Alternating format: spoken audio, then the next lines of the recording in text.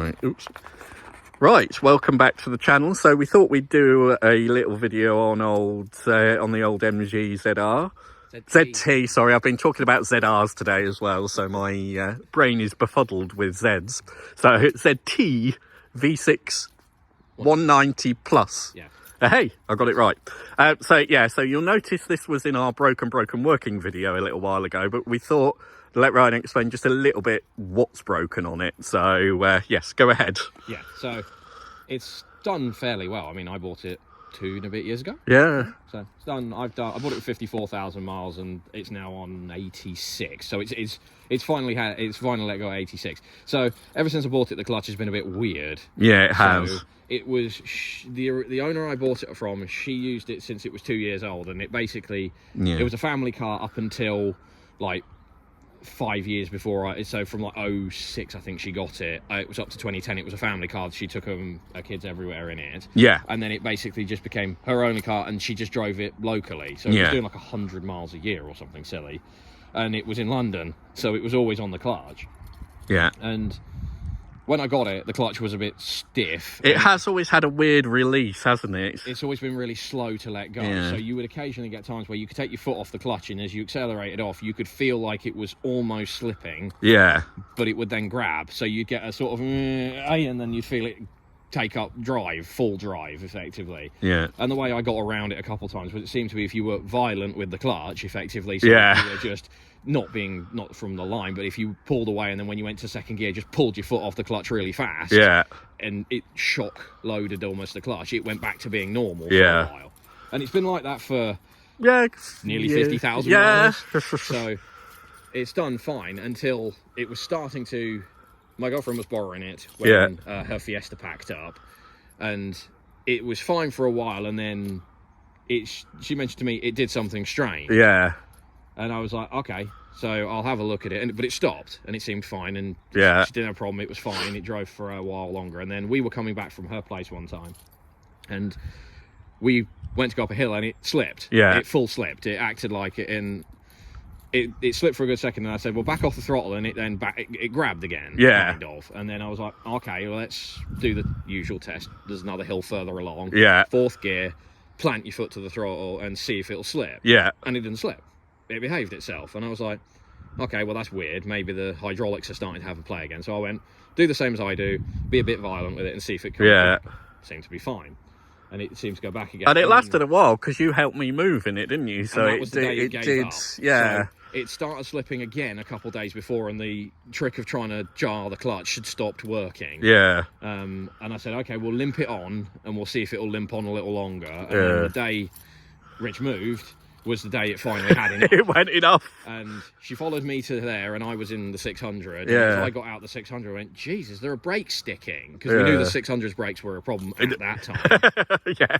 And then I went around the 600 and they were all cold. And as I walked up to the front of this, it stunk. And I was like, oh, was one of the brakes gone on it? Yeah. Nope, they were all cold. And I went, that's the clutch then. And Yeah. and Em opened the door and I went, did the clutch slip? And she went, yeah, it did quite badly on the roundabout. And I went, right, okay. And I went, okay, well, we'll see.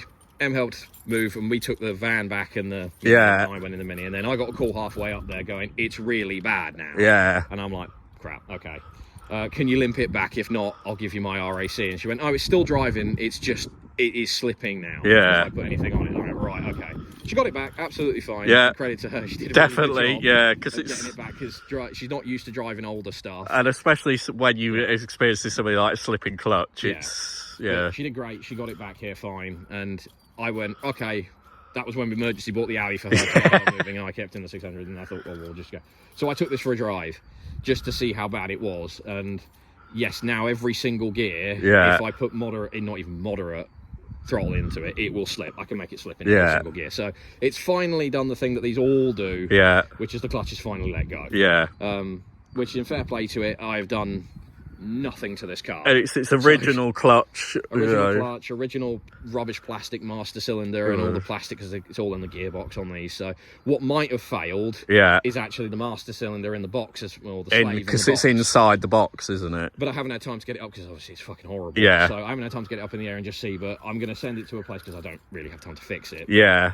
And you really need a ramp for things like that, don't you? And with my back being the way it is at the moment, I don't really want to jar it in winter. Yeah. I'm trying to take it a bit easier, because if I'm going to do work on cars in the summer, I'd rather, when it's nicer, rather than crawling around in this sort of weather. So, and in fairness to it, it's done absolutely phenomenally, this thing. I mean, it's now on... Yeah, because again, pretty much you just bought it and drove it. I bought it, I mean, in the entire time, I think, what's it on now? When it tells me its inspection was due in 2000 miles. Yeah.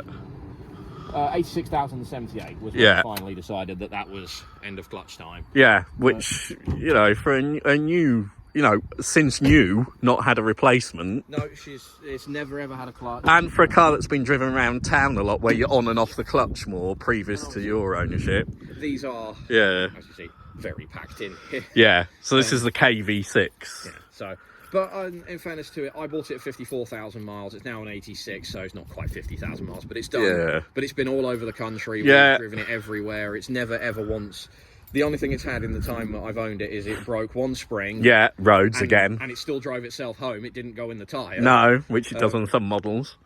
They do that on this. It was just lucky. Okay. Super lucky. And I mean, that's a mechanical failure. That was it. Yeah. That's the only thing it's ever had. Which again is down to the state of the roads that you have to drive on. It's had a spring. I've put some front brakes on it. Yeah. It's gone through 2 sets of tyres, because Milton Keynes eats tyres. Yeah, which is consumables, but... Other than that, it's just been serviced. It's done. Yeah. It's never asked for a penny spending on it. Yeah, it flies through every MOT. And I'm probably a little bit in the thing of I haven't done very much to it. I've just driven it. Yeah. There's things I've known it needed doing. The reverse lights don't work, and it's had a couple. I put some wiring pigtails in the back because the light stopped. Yeah.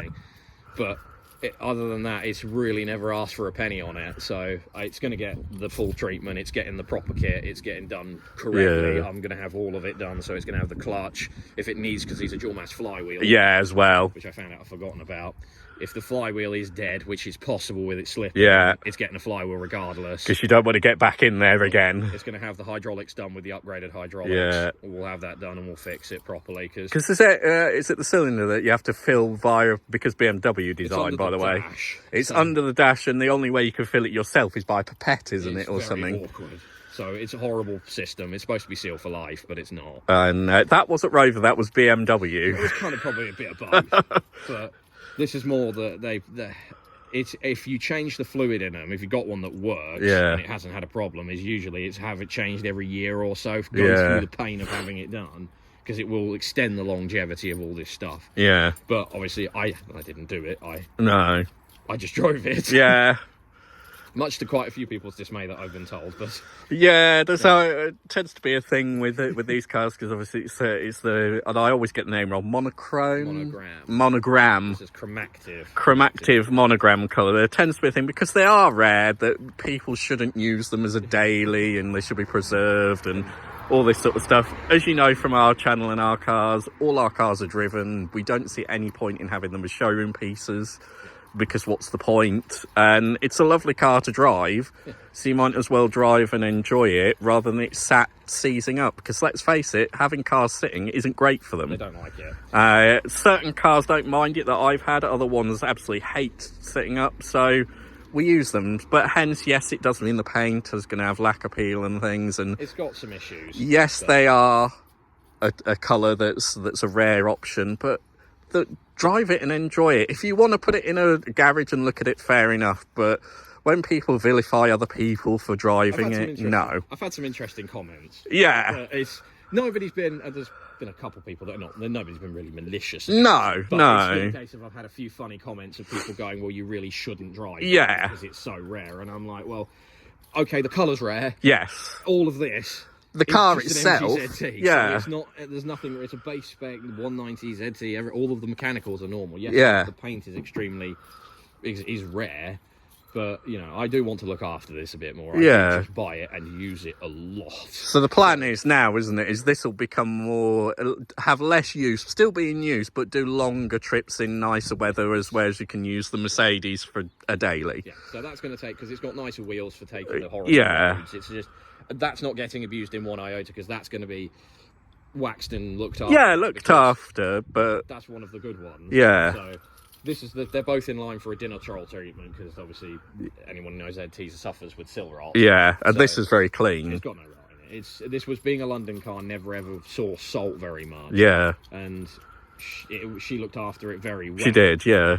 And I mean, I intend to do the same and keep it. I'm going to have some paint work done to it if I can convince my friend who's painted these colours to do it for me. Yeah. So there's a special way of painting them for it to look right. It's difficult. Blending them is hard. But I know he reckons he's painted these colours before. He did a lot of rover work for them, so he knows these colours. And among the hardcore people, there's many a discussion about, is it the right colour? It shouldn't have this much green in it, yada yada yada. This has been discussed to me quite a few times. Who really, not being rude, but who cares? It's a lovely colour. It's lovely as it is. A very interesting comment, and it was quite interesting. I don't know his name, but I won't name who he was. Yeah. I won't name where he was from either. But I did take it to a show. Yeah. And, it was a show we weren't actually intending to go to. It was just one we ended up going there. Yeah. And yeah, it was parked up, and 99.9% of people absolutely adored it. Yeah. It was great because it's just, they are, all of them are cool. Yeah. No matter whether you got a Monogram or yeah, exactly. any of them. But somebody was very that because of this green that it has in the hue that you see here, and you see it in the bumper, you see it in the mirror covers and up the doors, and it's in the roof, and it's in the you see. This car may have had some paint at some point. Yeah. It's very likely that when it came out of the first owner and went to the second owner, the direct car, that it may have had some paintwork done to it, and it is the right colour. Yes. But it is just that they happen to have got it where the flip has ended up with the green in it. So this is actually 3 colours. Yeah. It's not usually that it... And actually, if we get into a load of semantics, the guy that is going to paint these for... if he can get him to paint it for me, who's painted all these for, like, Ducatis and all sorts TVR of stuff. and people, wasn't it? Yeah. Rover. Originally told me that these all should have really been 3 colour. Yeah. Chromactive is usually 3, not 2. Yeah. So they are all, I think they did their thing, but this, I think what's happened with this is they have mixed the right shade, but Poseidon has green in it. Yeah. And I think what they've ended up doing is they've mixed Twilight and Poseidon slightly. Because they were all hand painted, weren't they? These weren't robotically painted. They were taken off the line on build. But I found evidence of the green down the stop towers, like you can see it on the edges of here. So I have a funny suspicion that if it wasn't done by factory, it's difficult to see. Yeah. But if it was done by the people who painted it, either they'd painted a car before it that happened to have a bit of Poseidon in the gun. Yeah, in the gun, and it ended up maybe getting into this colour. But all it has ended up doing with this car is it means it's completely unique. And it's really attractive. And I've had people really like this green inside. Yeah, I love it. It's green, blue, purple, so it's tri, effectively, on this car. And it's quite cool. But obviously, I've had some people who know Monogram cars, I'm very into the Monogram cars, be like, it's not right. Yeah. And I'm like, I don't really care. Yeah, it's a lovely colour. I was never going to get getting any Monogram car is hard. Anybody who buys them, they're very difficult to come by because people usually get them hang on to them. Yeah. And when they do come up, they are quite expensive. I know people that have had them as well, and for want of being not vilified is the wrong word, but for want of having too much interest, they specifically don't let on that they bought the car.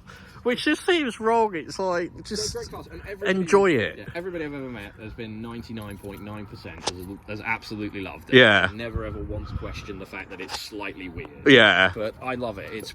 I love green in cars anyway, but I'm never going to intend to get rid of this car. It's a car that I'm going to keep forever.